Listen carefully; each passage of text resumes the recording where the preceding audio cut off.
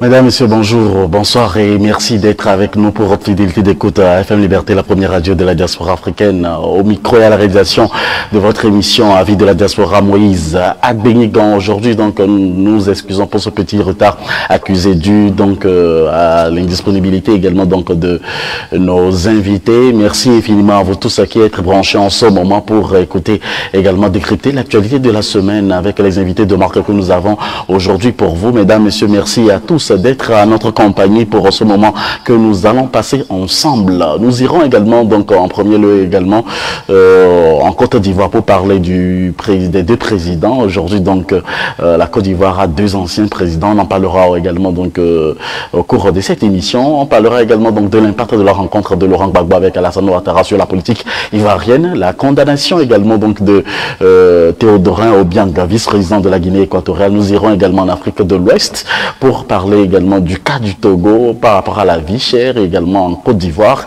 la même chose. Et merci infiniment à tous et à chacun de vous d'être avec nous. Aujourd'hui, donc, nous avons l'insigne honneur d'avoir à nos côtés des hommes engagés à nous donner leur temps et malgré leurs emplois du temps très chargés, nous avons aussi le privilège d'avoir à nos côtés Dr Romarickson que nous recevons depuis l'Allemagne, un activiste, un acteur politique. Aujourd'hui, Dr Romarickson n'est plus à présenter. Docteur Romarickson, bonjour, comment est-ce que vous allez? Bonjour Moïse, je pense que je me porte bien et je remercie Dieu pour sa grâce.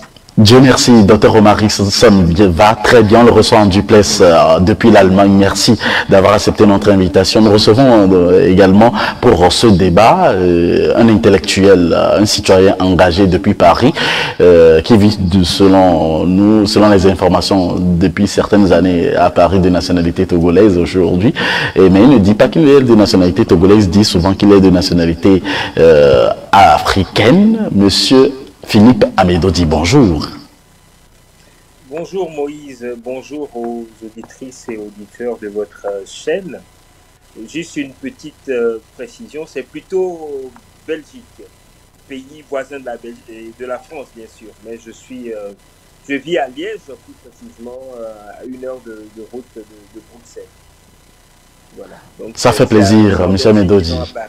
Yeah, ça fait plaisir, monsieur Amedodi, d'être avec nous. C'est un privilège pour nous d'avoir les intellectuels résidents du côté de la diaspora pour dire et donner donc la voix à la diaspora. Que pense la diaspora sur ces sujets de l'heure? Nous irons en Côte d'Ivoire pour parler également donc du président Laurent Gbagbo, je dis un ancien chef d'État de la Côte d'Ivoire, également donc et du président Alassane Ouattara. Il faut dire que le chef de l'État ivoirien, Alassane Ouattara, a reçu mardi dernier, le 27 juillet dernier, son prédécesseur Laurent Gbagbo au palais présidentiel dans une atmosphère cordiale. Il s'agissait donc de leur première rencontre après leur duel à l'élection de 2010 qui avait débouché dans une crise meurtrière. Alassane Ouattara disait donc dans son allocution qu'il s'appelait, mais c'est en fait l'opinion qui ne savait pas que les deux présidents s'appelaient. Et qu'entendez-vous par là et comment interprétez-vous cette allocution du président Alassane Ouattara et que retenez-vous de cette rencontre?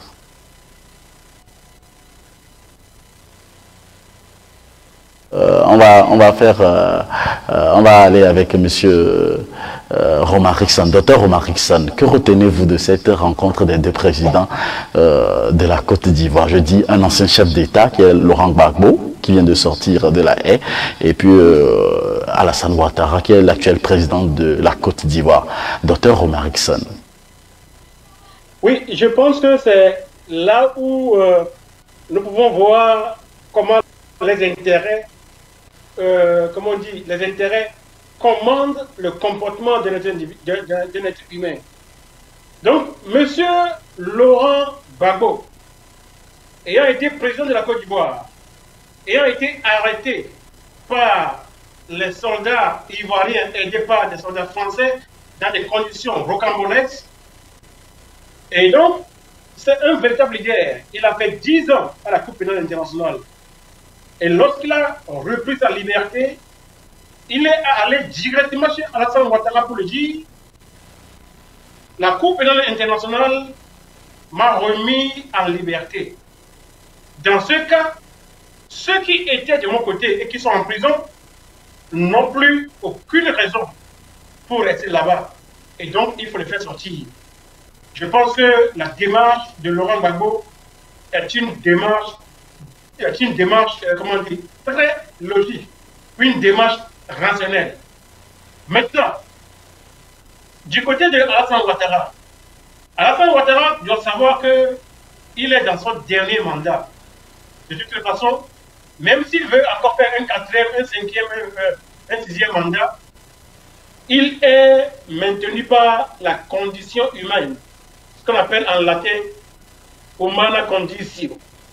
Et donc un jour, il sera tellement affaibli qu'il sera obligé de quitter le pouvoir.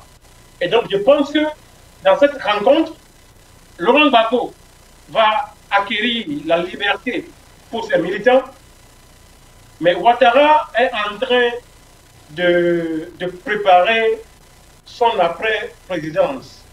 Et donc, j'ai vu la rencontre, j'ai été, comme on le dit en allemand, kalt. J'ai été froid, parce que c'est le calcul des intérêts des deux côtés. Il n'y a rien de sentimental dedans.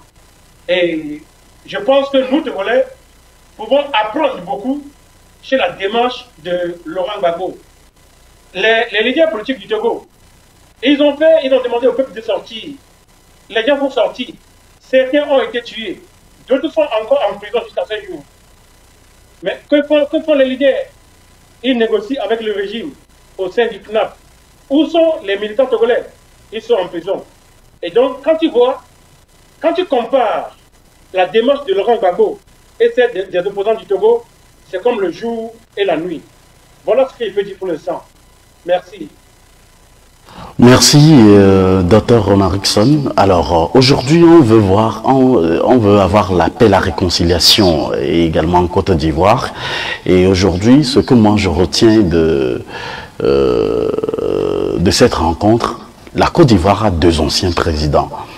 Bédié et le président Bédié, l'ancien président Bédié et puis l'ancien président Laurent Gbagbo.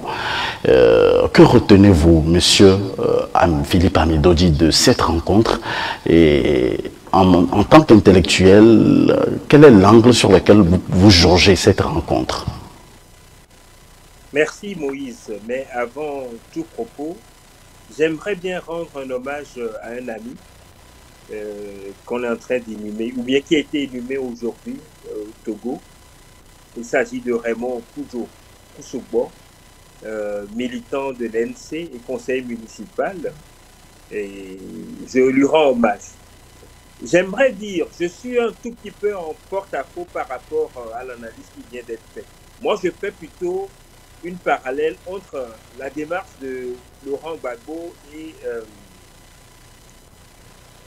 le parcours de Nelson Mandela. Vous savez, après 37 ans, un peu moins de 40 ans, Nelson Mandela, privé de liberté, sorti de prison, a essayé de faire la paix, d'enterrer la hache de guerre avec ceux qui l'ont mis en prison. Laurent Gbagbo fait la même chose. Je crois que si c'était les Nations Unies, c'était des forces extérieures qui s'étaient improvisés médiateurs, nous les Africains, on aurait applaudi. Là, c'est deux personnes responsables qui, voulant et cherchant la paix pour leur pays, leurs citoyens, ont décidé d'enterrer la hache de guerre. Nonobstant tout ce qu'on pourrait reprocher à Ouattara, Alassane Ouattara, je crois que c'est une démarche qui mérite d'être encouragée et d'être applaudie. Gageons maintenant que les deux acteurs soient sincères. Je suis sûr que Laurent Gbagbo, avec les 10 ans, les 10 années passées en prison, va prendre les précautions nécessaires pour ne pas se faire entuber et pour permettre à ce grand pays qu'est la Côte d'Ivoire de redémarrer. Voilà un tout petit peu l'analyse que moi je fais. C'est une bonne chose. Après plus de 3000 personnes, il faut rappeler que 3000 Ivoiriens ont quand même perdu leur vie au lendemain de l'élection contestée de 2010. Je crois qu'il est temps que la Côte d'Ivoire tourne la page et que les acteurs politiques enterrent la hache de guerre. Nous souhaitons la même chose pour d'autres pays d'Afrique qui souffrent et qui sont encore en ébullition sur le plan politique. Voilà l'analyse que je fais de la libération et de rencontre de Laurent Gbagbo avec Alassane Ouattara. Quelle est l'image que cela renvoie à tous les Africains et à toute la Côte d'Ivoire, vu que plusieurs analystes avaient dit qu'on n'avait pas vu le gouvernement de Alassane Ouattara à l'aéroport pour recevoir le président Laurent Gbagbo, l'ancien chef d'État Laurent Gbagbo. Et comment interprétez-vous, est-ce que cette rencontre pourra avoir un effet sur la réconciliation en Côte d'Ivoire, Dr Robarikson? Oui, absolument, absolument. Dans un premier temps, Alassane Ouattara n'a pas besoin d'aller accueillir le président Laurent Gbagbo à l'aéroport. Il n'a pas besoin de le faire. Et parce que Laurent Gbagbo est un ancien président. Alassane Ouattara est un chef d'État. Un chef d'État, un président de fait. Et donc il est là. Mais quand Gbagbo est venu, il a accueilli. Et les deux, la rencontre entre les deux a lancé un message fort à la population. Et donc, nous avons besoin de ce genre d'action dans tous les pays africains. Parce qu'on ne peut pas se mettre à se combattre, régime contre opposition, pendant des décennies. Et aussi longtemps que nous faisons ça, les énergies et les compétences dont nous avons besoin pour construire le pays, les compétences sont éparpillées des deux côtés. Et celui qui est au pouvoir, il empêche ceux qui sont compétents, mais qui sont de l'autre côté, de venir servir le pays. Jusqu'à quand allons-nous faire une telle chose? Allons-nous faire une telle chose? Aucun pays au monde ne peut se développer sans sa diaspora. Et donc, avec cet acte qui initie la réconciliation en Côte d'Ivoire, rien du camp Laurent Gbagbo, qui sont compétents. Je pense que avec le temps, ils auront la confiance de revenir au pays et de mettre leurs compétences au profit de leur pays. C'est un acte, c'est une leçon que tous les autres chefs d'État africains doivent apprendre chez Laurent Gbagbo et Alassane Ouattara. Voilà comment je vois la chose. Cher Dodi, quelle est la leçon que vous tirez de cette rencontre? Une leçon de courage, une leçon de bravoure. Comme Romarikson vient de le dire, et nous espérons que cet acte-là, cet acte très très symbolique, va inspirer les autres chefs d'État d'Afrique et leur opposition pour savoir que, in fine, l'intérêt de nos populations doit être mis au-dessus de tout conflit, au-dessus de toute considération personnelle. Personne, il y a quelques mois, même les Ivoiriens ne pensaient pas que Laurent Gbagbo, à son retour au pays, pourrait prendre ce chemin, ce véritable chemin de la réconciliation.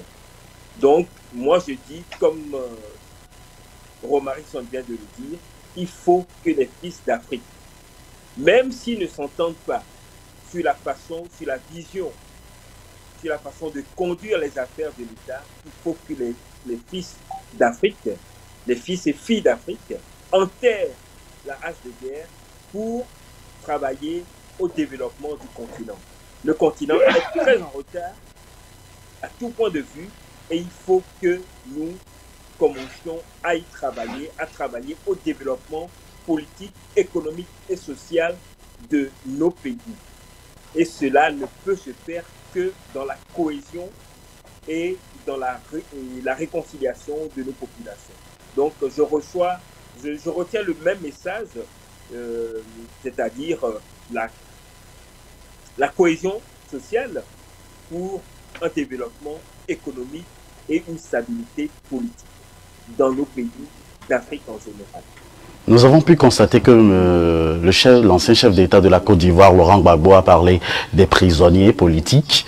Et il n'avait pas pu parler également donc de celui qui a partagé les prisons avec lui à La Haye, qui était donc son ministre de la Jeunesse. Et qu'entendez-vous par là, Dr Omar Rickson? Oui, je pense que ce qui a amené Laurent Gbagbo à la Cour pénale internationale, c'était une crise politique. Et donc, tous ces Ivoiriens, qu'ils soient civils ou militaires, que Alassane Dramane Ouattara a mis en prison, sont des prisonniers politiques, y compris Gbagbo lui-même, y compris Charles Bekouré. Et donc, Laurent Gbagbo a raison de les appeler prisonniers politiques, parce qu'ils n'ont commis aucun délit. La seule faute, c'est qu'ils s'étaient investis dans les affaires politiques de leur pays. Et cela ne devrait jamais être une faute. Et donc, Laurent Gbagbo a raison de les appeler prisonniers politiques. Et puisque ce sont des prisonniers politiques, Alassane Dramane Ouattara a le devoir de les libérer afin que la Côte d'Ivoire se réconcilie avec elle. Parce que Laurent Gbagbo étant déjà au pays, si ces actes ne sont pas faits, la Côte d'Ivoire risque de s'embraser très vite. Et donc, je pense que Alassane Ouattara a la mesure des choses. Il comprend ce qui peut arriver s'il n'arrive pas à poser ce genre d'actes. Et je pense qu'il le fera très rapidement afin que tous ces prisonniers politiques recouvrent leur liberté pour le bonheur de la Côte d'Ivoire, un pays frère de ma patrie, le Togo. Pays frère de votre patrie, le Togo, on en parlera à la fin de cette émission pour parler de la vie chère en Afrique de l'Ouest. Vous nous suivez sur FM Liberté, la première radio de la diaspora africaine, mais également sur AfroWeb TV, sur le www.afrowebtv.com/live, si vous voulez être en direct avec nous. Également, vous pouvez aller sur notre chaîne YouTube, en ce moment où nous sommes en direct, également sur notre page Facebook. Essayez de nous appeler également sur les numéros affichés à l'écran, +1 319 462 89 79, pour participer, donner vos avis. Que dit la diaspora? Que pense également la diaspora sur l'actualité? On vous donne la parole en ce moment. Alors, les trois présidents seront tête à tête. Est-ce que vous attendez cette tête à tête, cette réunion des trois, ou cette rencontre des trois présidents, à savoir donc Bédié, Alassane Ouattara et Laurent Gbagbo? Monsieur Philippe Amidodji. Je crois que avec l'âge et avec le temps,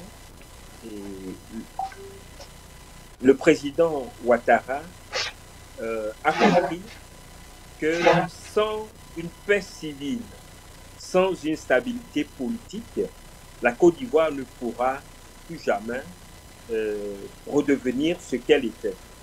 Donc, ado, comme les gens aiment l'appeler, Alassane Dramane Ouattara a tout intérêt à prendre les mesures pour réconcilier les Ivoiriens avec eux-mêmes. Donc, la rencontre à trois qui est annoncée, ou bien qui est souhaitée, c'est-à-dire Alassane Ouattara, Gbagbo et Bédié, pourrait permettre aux Ivoiriens de reprendre de la confiance. Je crois que des signes ont été donnés, pas plus tard que la semaine dernière. Vous n'êtes pas sans savoir que Simone Gbagbo également a vu lever par la CPI son mandat, un mandat qui pesait contre elle et qui lui permet dorénavant de pouvoir voyager d'un pays à l'autre sans être inquiété. Donc je crois que des signes avant-coureurs d'un rétablissement ou bien d'un retour à la paix civile, ces signes-là sont vraiment activés en Côte d'Ivoire et les mains, beaucoup y voient derrière les mains d'Alassane Ouattara qui semble s'assagir. Maintenant, on est en politique, il se pourrait bien que ce soit encore des manœuvres politiques, mais je crois que les pas qui ont été faits sont dans la bonne direction et nous devrions encourager cela et féliciter ce que ces acteurs politiques sont en train de faire. Et comme je l'ai dit tout à l'heure, ça devrait inspirer d'autres pays d'Afrique où des dirigeants ou des dirigeants ou des gouvernants sont vraiment en conflit ouvert, voire sont en conflit avec leur opposition. Et lorsque des acteurs politiques ne sont pas d'accord sur la façon de diriger un pays, cela ne suppose pas forcément que ceux qui sont dans l'opposition deviennent des ennemis de ceux qui sont aux affaires. Ils sont des rivaux politiques, ils n'ont pas les mêmes visions, mais ils sont appelés à travailler pour le développement d'un seul pays. Donc voilà, je crois que ce rencontre, pour revenir à cette rencontre, que les Ivoiriens et beaucoup d'observateurs politiques entendent fermement, cette rencontre à trois devrait permettre à la Côte d'Ivoire de montrer la voie à d'autres pays d'Afrique que, au-delà des divergences politiques, des acteurs africains sont appelés à s'entendre pour le bonheur de leur population et pour leur bien-être. Merci, M. Amedodi. Alors, Dr Omar Rickson, que peuvent faire les trois présidents, Laurent Gbagbo, Alassane Ouattara et Bédié, je parle bien évidemment donc des deux anciens chefs d'État de la Côte d'Ivoire et en plus du président actuel, que peut-il faire pour faciliter un climat politique agréable à tous les Ivoiriens, pour que la Côte d'Ivoire prenne son ascension réelle en matière politique? Vous savez, selon Max Weber, la puissance, c'est la capacité dans une relation sociale à s'imposer aux autres, malgré les réticences. Mais une définition moderne de la puissance, selon Günther Ottmann, est que la puissance est liée aux ressources que les acteurs amènent sur la table. Et donc, quand on prend la Côte d'Ivoire, Bédié a un certain nombre de ressources. Ouattara en a sa part. Et Laurent Gbagbo aussi en a. Et donc, si on veut la paix,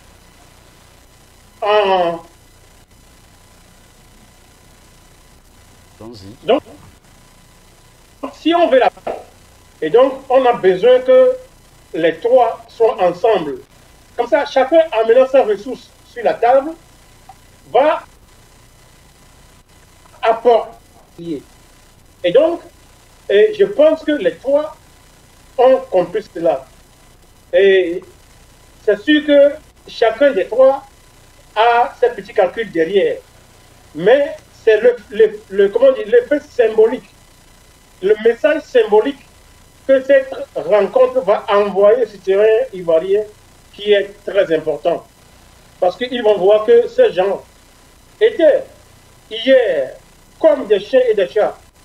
Mais aujourd'hui, pour le bonheur de la Côte d'Ivoire, ils se mettent ensemble. Et donc, les citoyens n'auront plus d'autre choix que de se mettre eux aussi ensemble pour le bonheur de leur pays.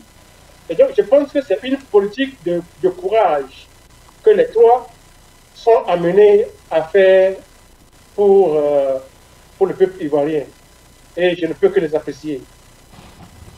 Monsieur Amedodi, qu'attendez-vous de ces trois présidents réellement en tant qu'Africains, en tant que citoyens engagés? Qu'attendez-vous et quelles sont vos appréhensions? Que pouvez-vous conseiller aux dirigeants de la Côte d'Ivoire? Vous qui résidez pendant un certain moment du côté de la diaspora, vous voyez, vous avez eu beaucoup d'expérience et vous partagez beaucoup plus d'idées, vous conseillez beaucoup plus de personnes. Je ne vais pas les citer à l'antenne ici. Alors, quel est votre conseil en tant que représentant citoyen engagé de la diaspora? Que proposez-vous à ces trois présidents? Et merci. Je crois que si je peux modestement formuler un conseil, c'est vraiment de pacifier le pays pour que la Côte d'Ivoire, qu'on appelait dans le temps l'éléphant d'Afrique, vraiment moteur, je dirais la locomotive économique de l'Afrique occidentale, francophone en tout cas, il y a le Nigeria, le grand Nigeria à côté, et faire en sorte que la Côte d'Ivoire redevienne, reprenne cette dorure d'antan. La Côte d'Ivoire est aujourd'hui à son économie complètement à terre. On va en parler tout à l'heure dans le cadre de la problématique de la vie chère. Les Ivoiriens souffrent énormément. Et sans une cohésion, sans une unité nationale, ce sera difficile de relever ce défi-là. Donc, je pense que les deux anciens chefs d'État et l'actuel, dans la personne d'Alassane Ouattara, devraient accorder leur violon pour que la paix civile revienne dans ce pays-là. Maintenant, on ne peut pas parler de paix civile sans parler des prisonniers politiques. Il faut que tous les prisonniers politiques, sans exception, soient libérés. Et également, vous en parliez tout à l'heure, Blé Goudé est toujours en exil pour n'avoir pas reçu son passeport, comme Laurent l'a reçu. Il ne faudrait pas l'oublier. Il y a également le cas de l'ancien ministre de Ouattara, le nom m'échappe, qui est en Genève actuellement, et le nom m'échappe. Donc, il y a pas mal de citoyens ivoiriens qui sont encore en exil, et il faudrait que Ouattara fasse preuve de cette bonne volonté pour que tous ceux qui ont contribué, ou bien tous ceux qui ont fait naître cette crise-là, et qui ont le devoir de rentrer au pays pour éteindre le feu qui a été allumé, soit autorisé à rentrer en Côte d'Ivoire pour cela. Donc, pour me résumer, je dis, les deux anciens chefs d'État ivoiriens et l'actuel chef d'État doivent faire en sorte que les prisonniers politiques soient, au nom de cette réconciliation, tous libérés, et que ceux qui sont en exil actuellement, en exil politique, soient autorisés à rentrer pour apporter leur pierre à l'édification d'une Côte d'Ivoire nouvelle, prospère et forte économiquement. Il nous reste encore quelques 2 minutes. Je vais donner à chacun de vous 1 minute pour parler également de la réconciliation en Côte d'Ivoire. Que doivent faire les trois présidents pour que la réconciliation soit effective en Côte d'Ivoire? Dr. Omar Rickson. Oui, je pense que les trois présidents doivent agir d'une manière qui est différente de celle du Togo. Au Togo, c'est à la télévision TVT qu'on va pour dire qu'il y a réconciliation armée-nation. Il y a réconciliation de ceci et de cela. Et derrière, il n'y a rien. Et donc, la réconciliation en Côte d'Ivoire doit se baser sur des actes concrets. Ça veut dire qu'il faut la libération de tous les prisonniers politiques en Côte d'Ivoire. Il faut donner la sécurité physique et judiciaire à tous les Ivoiriens qui sont en exil un peu partout sur la terre. Ils doivent revenir chez eux, travailler dans toute quiétude. Et donc, quand les deux actes sont posés, vous allez voir que le reste va suivre dans la paix. Donc, voilà la condition sine qua non pour qu'il y ait une réconciliation en Côte d'Ivoire. Parce que ces gens qui sont à l'extérieur, ils sont souvent des leaders. Et quand le peuple voit que son leader est là, le peuple aussi agit. Jésus-Christ a donné un bel exemple dans cela. Il a dit que si vous frappez le berger, les brebis se dispersent. Et donc, c'est la présence du berger qui concentre la présence des brebis. Et donc, Dès lors que les leaders qui sont emprisonnés seront libérés et ceux qui sont en exil rentreront en Côte d'Ivoire, vous allez voir qu'il y aura la réconciliation effective. Voilà. Le ministre Kona Bertin est le ministre de la Réconciliation en Côte d'Ivoire. Il a été nommé en dernière minute, disons en 2020, par le président Alassane Dramane Ouattara.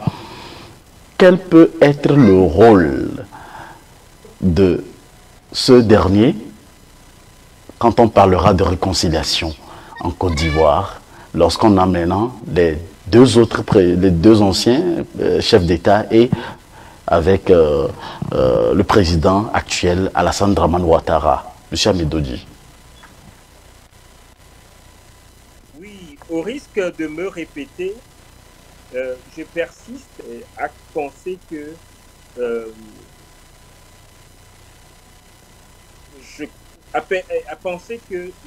le rôle majeur ou bien la responsabilité majeure revient à Alassane Ouattara, qui,